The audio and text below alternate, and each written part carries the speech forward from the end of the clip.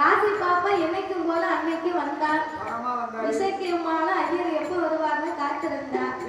ஐயர் வரக்கூடிய நேரத்திலே இசைக்கு பற்று வந்துகிட்டு இருக்காரு. ஐயர் வந்த உடனே சாமிக்கு சாப்பாடு கொடுத்து நான் எடுத்து வச்சிருக்க மாதிரி வெத்தலை, அந்த வெத்தலையை மடிச்சு ஐயருக்கு கொடுன்னா குடுன்னு சொன்ன உடனே காசி பாப்பா அரண்மனைக்குள்ளே வந்தார். வந்து இருக்கக்கூடிய நேரத்திலே அந்த இசக்கியம்மா காசி பாப்பா வாழ போது காசி பாப்பா வாழ போது என் தாயான இசக்கியம்மா அவருக்கு சாப்பாடு கொடுப்பாளா.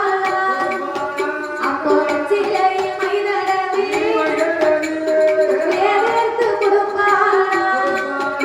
அவர் சிலைய திம்பாளா. காசி நல்ல பாப்பா அப்பா சக்கரவந்த கத்தியில அமர வைத்த வேலையில என் தாயான இசக்கியம்மா ஆள போல தலையசைத்தா விளக்கதையோ மத்துவாரா. இந்த காசி நல்ல பாப்பா ஒரு சட்டை கலத்துதற்கு 90 பொன் கொடுத்தா. 6 சட்டை கலத்துதற்கு மணி நிறைய பொன் கொடுத்தா.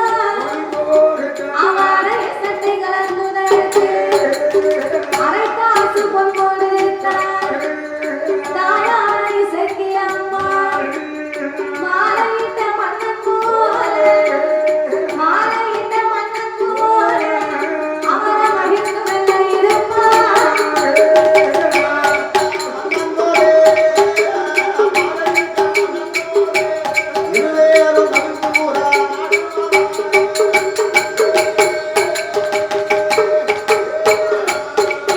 இப்படி மாறி சட்டை கலத்துதற்கு அவருக்கு மணி நிறைய பொன் கொடுத்து.